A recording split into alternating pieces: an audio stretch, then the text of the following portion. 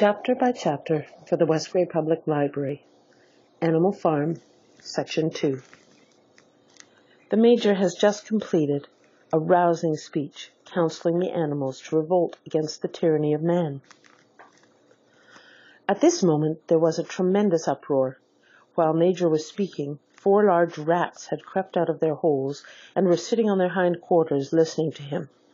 The dogs had suddenly caught sight of them, and it was only by a swift dash for their holes that the rats saved their lives. Major raised his trotter for silence. "Comrades," he said, "here is a point that must be settled. The wild creatures such as rats and rabbits, are they our friends or our enemies? Let us put it to the vote. I propose this question to the meeting. Are rats comrades?" The vote was taken at once, and it was agreed by an overwhelming majority that rats were comrades.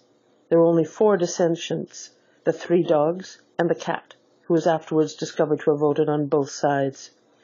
Major continued, "I have little more to say. I merely repeat, remember always your duty of enmity towards man and all his ways. Whatever goes upon 2 legs is an enemy. Whatever goes upon 4 legs or has wings is a friend. And remember also that in fighting against man, we must not come to resemble him. Even when you have conquered him, do not adopt his vices. No animal must ever live in a house, or sleep in a bed, or wear clothes, or drink alcohol, or smoke tobacco, or touch money, or engage in trade. All the habits of man are evil. And above all, no animal must ever tyrannize over his own kind. Weak or strong, clever or simple, we are all brothers. No animal must ever kill any other animal. All animals are equal. And now, comrades, I will tell you about my dream of last night.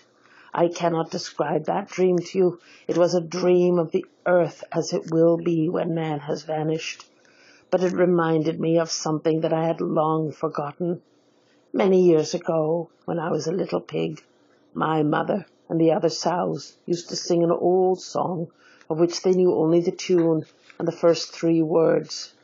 I had known that tune in my infancy, but it had long since passed out of my mind. Last night, however, it came back to me in my dream, and what is more, the words of the song also came back, words, I am certain, which were sung by the animals of long ago and have been lost to memory for generations. I will sing you that song now, comrades. I am old, and my voice is hoarse, but when I have taught you the tune, you can sing it better for yourselves. It is called Beasts of England. Old Major cleared his throat and began to sing.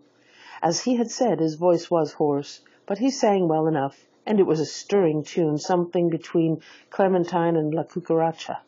The words ran, "Beasts of England, beasts of Ireland, beasts of every land and clime, hearken to my joyful tidings of the golden future time. Soon or late the day is coming, tyrant man shall be o'erthrown, and the fruitful fields of England shall be trod by beasts alone. Rings shall vanish from our noses, and the harness from our back. Bit and spur shall rust forever, cruel whips no more shall crack. Riches more than mind can picture, wheat and barley, oats and hay, clover, beans, and mangel wurzels shall be ours upon that day. Bright will shine the fields of England, purer shall its waters be, sweeter yet shall blow its breezes on the day that sets us free. For that day we all must labour, though we die before it break. Cows and horses, geese and turkeys, all must toil for freedom's sake. Beasts of England, beasts of Ireland, beasts of every land and clime, hearken well and spread my tidings of the golden future time." The singing of this song threw the animals into the wildest excitement. Almost before Major had reached the end, they had begun singing it for themselves. Even the stupidest of them had already picked up the tune and a few of the words, and as for the clever ones, such as the pigs and dogs, they had the entire song by heart within a few minutes.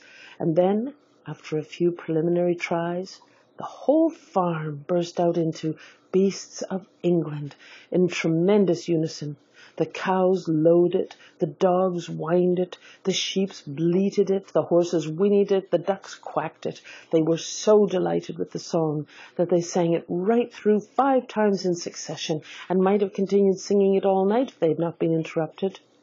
Unfortunately, the uproar awoke Mr. Jones, who sprang out of bed, making sure that there was a fox in the yard. He seized the gun, which always stood in a corner of his bedroom, and let fly a charge of No. 6 shot into the darkness. The pellets buried themselves in the wall of the barn, and the meeting broke up hurriedly. Everyone fled to his own sleeping place. The birds jumped onto their perches, the animals settled down in the straw, and the whole farm was asleep in a moment.